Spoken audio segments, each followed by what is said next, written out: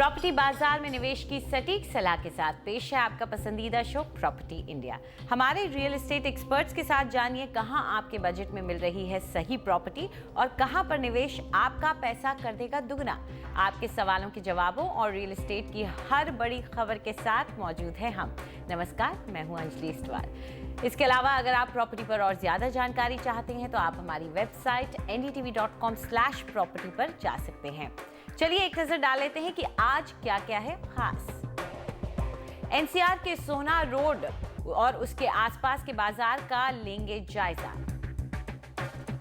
सही मायनों में विकास या सिर्फ इलाके के नाम का फायदा उठा रहे हैं बिल्डर। रिहाइश निवेश के लिए शहर के कौन से इलाके हैं सबसे बेहतर, पाइए अपने सवालों के जवाब। और दूसरे घर की खरीद के लिए क्यों है गोवा पसंदीदा ठिकाना।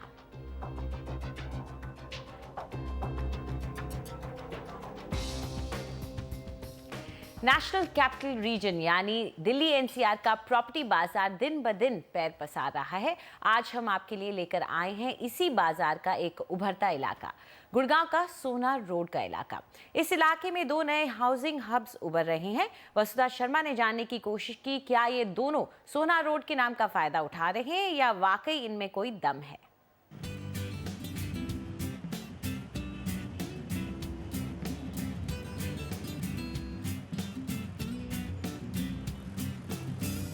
ये सड़क ग्रेटर गुड़गांव का दायरा बढ़ा रही है। सोना रोड प्रीमियम रिहाइश, मॉल और ए ग्रेड कमर्शियल दफ्तरों का एक जाना माना इलाका है। गोल्फ कोर्स रोड और गोल्फ कोर्स एक्सटेंशन रोड के बीच सोना रोड में 20 से भी ज्यादा प्रोजेक्ट्स हैं जो 9,000 रुपए प्रति वर्ग फुट पर मिल रहे हैं। अब सोना रोड पर कोई काम दिखता है तो वो इलाके को बेहतर बनाने के लिए प्रशासन की कोशिशें हैं। और अब सोना रोड की शोहरत का फायदा दूसरे इलाके भी उठा रहे हैं। सोना रोड और NH8 के बीच पड़ने वाले सेक्टर 68 से 80 प्रीमियम हाउसिंग के उभरते केंद्र हैं। जब बाजार में उछाल था तो सोना रोड से जुड़ने वाले इन सेक्टरों में DLF, टाटा हाउसिंग, गोदरेज और यूनिटेक जैसे नामी बिल्डरों ने प्रोजेक्ट लॉन्च किए। पिछले कुछ सालों में 30 से ज्यादा डेवलपर यहां आए हैं। औसत दाम 6,650 रुपए प्रति वर्ग फुट है। बिक्री में कमी होने से यहाँ की स्थिति बदतर हो गई है। पिछले 2-3 सालों में आप देखेंगे कि कई इन्वेस्टर्स ने काफ़ी भारी तादाद में इन्वेस्टमेंट्स की हैं, क्योंकि उनका ये मानना था कि अगर वो 5,000-6,000 रुपए पर फुट की रेट पे, पर स्क्वायर फुट की रेट पे अगर इन्वेस्टमेंट कर लेते हैं तो वो उनकी ये सोच थी कि कुछ ही देर में, साल में, 1.5 साल में वो 15 से 20% तक की अप्रिसिएशन पा सकेंगे। वो अप्रिसिएशन उन्हें आज की तारीख में मिल नहीं पाया, क्योंकि मार्केट का थोड़ा, जैसे आप जानते हैं, थोड़ा अप्रिसिएशन रेट कम हुआ है। आजकल थोड़ी मार्केट स्लो डाउन में है। नाम भले ही सोना रोड का हो, लेकिन इन सेक्टरों में सुविधाएं नहीं हैं। एक अहम सड़क जिसे इन सेक्टर्स में जाना आसान हो जाएगा वो 150 मीटर चौड़ी सदर्न पेरिफेरल रोड है, लेकिन ये प्रोजेक्ट भी सालों से अदालत में लटका हुआ है। जमीन मालिकों का दावा है कि मामला उनके पक्ष में सुलझने वाला है। हमारी कोर्ट ने बहुत अच्छी सुनी, अच्छी जीत हुई है। हमारा ये जमीन की जो रोड़ा था वो था कि भाई हमारे मकान 60 साल से बने हुए हैं और सर्वे करो तो उसमें हमारा ये मकान नहीं दिखाई गई और यहाँ का रूट बना दिया रोड को। तो कोर्ट ने पूछा कि भाई आपने सर्वे कराया तो इनके मकान नहीं टकराए, तो उन्होंने कहा जी हाँ मकान थे इनके, मानी उन्होंने, पर उन्होंने कहा जी गैर मुमकिन आबादी है। तो कोर्ट कहने लगा नहीं मैं नहीं मानता, सेक्शन 4 से पहले जो मकान बने हैं आपने कानून बना रखा है कि उसके तहत इनको ज़मीन दी जाए। तो कोर्ट ने कहा कि भाई आप इनको सेम पॉलिसी और A क्लास के मकान और इसी सेक्टर में ट्रांसफ़र करो और तब रूट को, इस रोड को निकालो। अगर नहीं करते हो तो फिर इस रूट को बदलेंगे रोड को। SPR पर कोर्ट के आदेश ने सारे विवाद खत्म कर दिए हैं। यहाँ न सिर्फ किसानों के पुनर्वास के लिए पर्याप्त जमीन उपलब्ध है, बल्कि सड़क के कुछ हिस्से को रियलाइन करने की भी गुंजाइश है। लेकिन द्वारका एक्सप्रेसवे की तर्ज पर हुडा यहाँ भी इस मामले को सुलझाने की बजाय खुद इसमें उलझती नजर आ रही है। रहने के खराब हालात देखते हुए इन सेक्टरों के दाम बहुत ज्यादा हैं और निवेशकों को जांच परख कर ही खरीदारी करनी चाहिए। बहुत ज़्यादा ज़रूरी है कि वो 3 से 5 साल का होराइज़न रख के चलें, क्योंकि ओवरऑल एक्टिविटी काफ़ी है, ओवरऑल सप्लाई काफ़ी है। उससे क्या होता है कि डिमांड भी अगर पेस में हो, पर क्योंकि सप्लाई इतनी ज़्यादा है, उस वजह से जिस तरह की अप्रिसिएशन टिपिकली इन्वेस्टर्स देखते हैं वो उनको नहीं मिल सकती है अगर होराइज़न 3 से 5 साल का नहीं है।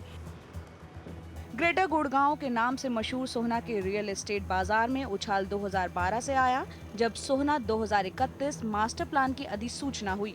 आज सोहना गुड़गांव के मुकाबले एक सस्ता ठिकाना है, जहां फ्लैट्स 3500 रुपए प्रति वर्ग फुट से शुरू होते हैं।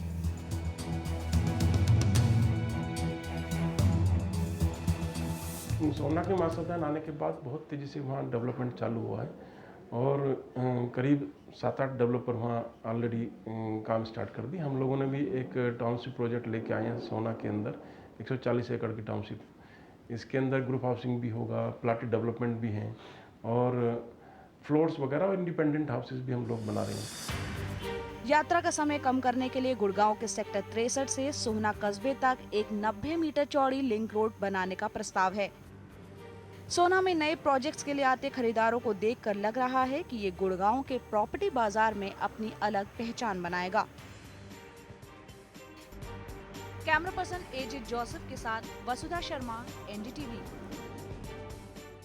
तो चलिए सोहना रोड और उसके आसपास के इलाके के बारे में ज़्यादा चर्चा करते हैं और इसके लिए हमारे साथ मौजूद हैं रजत गुप्ता, जो कि एग्जीक्यूटिव डायरेक्टर हैं transaction management services CBRE south Asia private limited के, और साथ ही हमारे साथ जुड़ रहे हैं RK अरोड़ा, जो कि CMD हैं सुपरटेक लिमिटेड के। आप दोनों का बहुत बहुत शुक्रिया हमारे साथ जुड़ने के लिए। तो शुरुआत रजत आपसे करते हैं। आपसे जानना चाहेंगे कि सोहना रोड एक वक्त था, इसके बारे में लोग ज़्यादा जानते भी नहीं थे और सोहना जाना और सोहना रोड की तरफ ही जाना बहुत दूर माना जाता था। आज की डेट में इस मार्केट को आप किस तरह से आंकते हैं? अंजलि, अगर आप गुड़गांव की डेवलपमेंट देखेंगे तो एक क्वाड्रेंट बनता है 4 रोड्स का। एक हो गया नेशनल हाईवे, दूसरा हो गया MG रोड, एक गोल्फ कोर्स रोड, और जो चौथा बचता है वो है सोहना रोड। एंड डेवलपमेंट के हद से ये सबसे लास्ट हुआ है। तो जो भी ऑफिसेज आए हैं, रिटेल आया है, रेजिडेंशियल जो भी सारी डेवलपमेंट हुई है, पहले 3 रोड्स पे हुई है और उसके बाद ये चौथी सोहना रोड पे पहुंची है। पिछले 2-3 सालों में इस एरिया में बहुत ज़्यादा तरक्की हुई है। काफ़ी अच्छे नए ऑफिसेज आए हैं, काफ़ी नामी डेवलपर्स के रेजिडेंशियल प्रोजेक्ट्स आए हैं जो बन गए हैं। काफ़ी लोग वहाँ रहना स्टार्ट कर दिया है उन्होंने। काफ़ी अच्छे रिटेल प्रोजेक्ट्स आए हैं। तो एक जो हम कहते हैं कि एक इकोसिस्टम डेवलप होना चाहिए लोगों के रहने के लिए, काम करने के लिए और एंटरटेनमेंट के लिए, वो सोहना रोड पे अब काफ़ी हद तक डेवलप हो गया है पिछले 2-3 सालों में। तो आगे के 2-3 सालों तक अभी के हिसाब से ये काफ़ी अच्छा एरिया है, रिहाइश के लिए भी, एंड यूज़ डिमांड के लिए भी। And in the coming few years यहाँ पर अगर कोई निवेश करेगा तो उसको अच्छा फ़ायदा होना चाहिए। अरोड़ा साहब, आप क्या मानते हैं कि करीब 32 डेवलपर्स ने वहाँ पे अपना काम शुरू कर दिया है, जो वहाँ की एवरेज प्राइस है वो भी ठीक ठाक है, 6,500 के करीब चल रही है। ऐसे में वहाँ लेकिन जो काम की स्पीड है वो शायद थोड़ी सी स्लो है।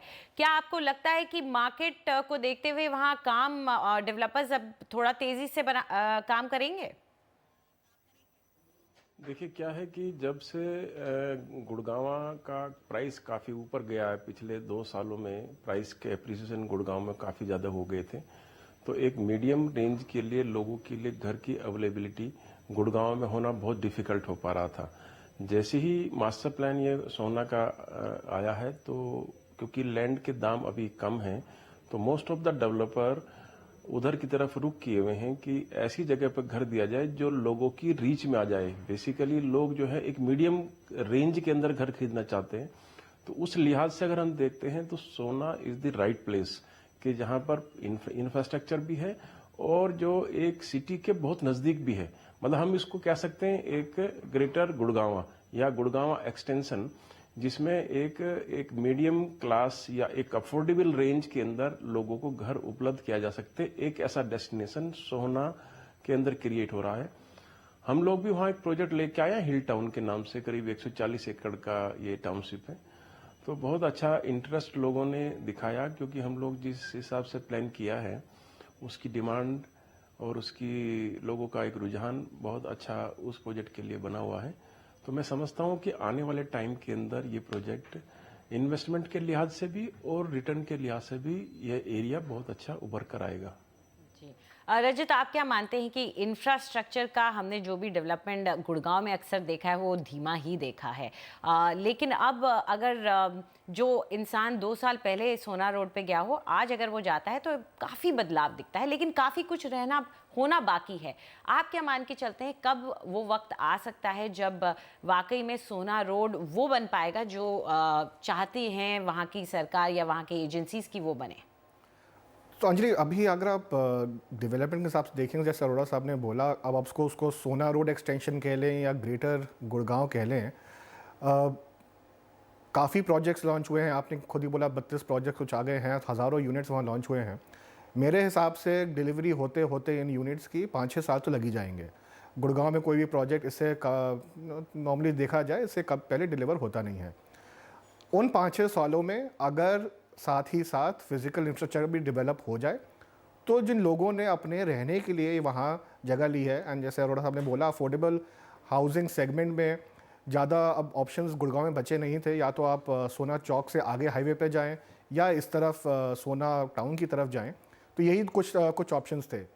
तो अगर हम बोल रहे हैं कि अगले 5-6 साल में प्रोजेक्ट डिलीवरी देना स्टार्ट कर देंगे और लोगों को वहाँ रहने का ऑप्शन मिलेगा, तो मेरे हिसाब से उस 5 साल में वहाँ इंफ्रास्ट्रक्चर डेवलप हो जाना चाहिए।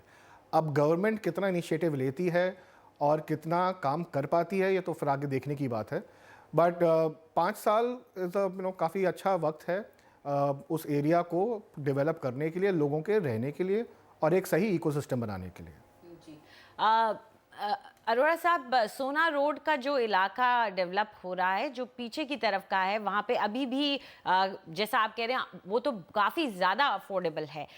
इसे आप अगर कंपेयर करते हैं द्वारका एक्सप्रेसवे साइड से या न्यू गुड़गांव के इलाकों से, आपको क्या लगता है कि न्यू गुड़गांव को लेकर के इसकी अफोर्डेबिलिटी और लिवेबिलिटी को लेकर के किस तरह से कंपेयर करेंगे? देखिए, अगर हम इसको द्वारका से कंपैरिजन करें या गुड़गांव के ऐसे एरिया से जो जिसको हम न्यू गुड़गांव के नाम से भी जानते हैं, उससे कंपैरिजन करते हैं, तो ये एरिया काफ़ी कुछ विद इन रीच है, एक अफोर्डेबल मीडियम रेंज के अंदर में आता है। तो उसमें काफ़ी फ़र्क है रेट के अंदर हम देखें, क्योंकि वहाँ रेट करीब 6,000 से लेकर करीब 8,000-9,000 तक रेट है गुड़गांव के अंदर, और यहाँ पर हम लोग जो अभी प्लान किए हुए 5,000 से लेकर और 5,500 के रेंज में हम लोगों को घर दे सकते हैं। सिर्फ प्रॉब्लम जो अभी हम डिस्कस कर रहे थे कि इंफ्रास्ट्रक्चर को कैसे इम्प्रूवमेंट किया जाए। अभी जैसे कि सुप्रीम कोर्ट की भी गाइडलाइंस हैं कि जो एक केएमपी या ईस्टर्न या वेस्टर्न एक्सप्रेसवे जो बहुत तेजी से काम शुरू होने वाला था, लेकिन किसी कारणवश रुक गया था, लैंड एक्विजिशन की प्रॉब्लम थी, समस्या थी। अगर ये रोड कनेक्ट हो जाती है और जैसे भी जिस हिसाब से अभी काम चालू किया है, अभी जो इस लाइन के ऊपर जो काम हो रहा है, मैं समझता हूं कि जब तक इन एरिया की डिलीवरी होगी, वहाँ इंफ्रास्ट्रक्चर भी बहुत तेजी से डेवलप हो जाएगा, चाहे वो मेट्रो का कनेक्टिविटी का सवाल हो या रोड्स का सवाल हो। तो डेफिनेटली ये एरिया अगर द्वारका एक्सप्रेसवे या दूसरे एरिया से अच्छा उभर कर आएगा फ्यूचर के हिसाब से अगर हम देखें तो। रजत, सिर्फ रहने के लिए ही नहीं, रिहाइश के हिसाब से ही नहीं, यहाँ पे कमर्शियल डेवलपमेंट भी काफ़ी अच्छा हो रहा है। तो क्या आप मानते हैं कि एक मिक्स्ड लैंड जो यहाँ पे देख रहे हैं, मिक्स्ड यूज़ जो देख रहे हैं, वो एक अच्छे एग्जाम्पल की तरह उभर रहा है यहाँ? अंजलि, बिल्कुल सही। अगर आप गुड़गांव को देखें, साल की साल सिर्फ जो ऑफिस सेक्टर है, जो हम जैसे अगर किसी कहें कि वाइट कॉलर जॉब्स, 40 से 50 हज़ार नई जॉब्स गुड़गांव में क्रिएट होती हैं। अब आई डोंट थिंक कोई साइंटिफिक स्टडी हुआ है, बट अगर आप ये भी सोचें कि इसमें से 10% लोग भी गुड़गांव आना चाहेंगे, उसका मतलब 4 से 5 हज़ार अपार्टमेंट्स की रिक्वायरमेंट है। अब जब इतने रेजिडेंशियल डिमांड अगर गुड़गांव में होएगी, तब आपको जायकी तौर से रिटेल भी चाहिए होगा, ऑफिस भी चाहिए होगा। तो क्योंकि एंड यूज़ डिमांड है, इसीलिए बाकी सारी जो एसेट क्लासेस हैं, चाहे रिटेल हो या ऑफिस हो, कमर्शियल हो, उन सब की भी डिमांड रहेगी। और जैसे कि हमने डिस्कस किया ये भी कि इस जो अफोर्डेबल सेगमेंट है उसमें से ये काफ़ी it's one of the viable locations Gurgaon में, तो यहाँ पर फिर सभी एसेट क्लासेस की डिमांड अच्छी रहनी चाहिए। जी अरोड़ा साहब, आपके एक्सपीरियंस से हम जानना चाहेंगे कि आप क्या सजेस्ट करेंगे कि कौन से एरियाज सोना रोड के रहेंगे जहां पर अच्छा अप्रिसिएशन मिल सकता है आने वाले वक्त में, और क्या वहां पर निवेशक जाएं जो छोटे निवेशक होते हैं, या जो एंड यूज के नज़रिए से जा रहे हैं वो वहां जाएं? आपकी क्या सजेशन रहेगी? देखिए, अभी मैं जहाँ तक समझता हूँ कि नोएडा का जो सोना का जो मास्टर प्लान है, जो एग्जैक्टली सोना के अंदर है, अगर हम गुड़गांव से डिस्टेंस देखें हार्डली 10 किलोमीटर होगा, उस एरिया में अगर हम जाते हैं तो वहाँ डेफिनेटली लैंड के प्राइस और काफ़ी कम है, और जो डेवलपर वहाँ बेच रहे हैं, सेल कर रहे हैं, उनके प्राइस भी काफ़ी कम है। तो आज मैक्सिमम हम लोगों ने ऑब्जर्व किया है कि 90% पीपल जो है वहाँ के, जो गुड़गांव में काम करते हैं, जो जिनकी मिड सेगमेंट की इनकम है या मिडिल इनकम है, वो लोग ज़्यादा प्रीफर कर रहे हैं, और उनके लिए रहने के लिए ये बहुत अच्छा डेस्टिनेशन होगा। क्योंकि क्योंकि 5 साल लगेंगे, अभी जो अभी शुरू हुआ है तो एक डिलीवरी देने देते 5 साल में हो गया, तो 5 साल तक इंफ्रास्ट्रक्चर भी यहाँ डेवलप होगा और यहाँ पर कनेक्टिविटी भी अच्छी हो जाएगी। तो आज अगर हम देखें तो एक इन्वेस्टमेंट पॉइंट ऑफ व्यू से तो ठीक है, अच्छा अप्रिसिएशन मिलेगा ही, लेकिन साथ साथ उन लोगों को जो अपने घर के लिए रहने के लिए घर ले रहे हैं, उनके लिए भी ये एक अच्छा एक प्लेस है, तो ये उस लिहाज से भी अच्छा रहेगा। जी, तो अपना नज़रिया थोड़ा लंबा रखें। 5 साल का नज़रिया अरोड़ा साहब कह रहे हैं, अगर आप रखते हैं तो आपको फ़ायदा हो सकता है, आपके रहने के लिए भी एक अच्छी जगह बनकर उभर सकती है। आप दोनों स्टूडियो में आए और इस चर्चा का हिस्सा बने, उसके लिए बहुत बहुत शुक्रिया आपका। फिलहाल वक्त है एक छोटे से ब्रेक का, लेकिन उसके बाद प्रॉपर्टी खरीदने और बेचने की आपकी सारी उलझनें हम सुलझाएंगे, आपके सवालों के जवाब देंगे।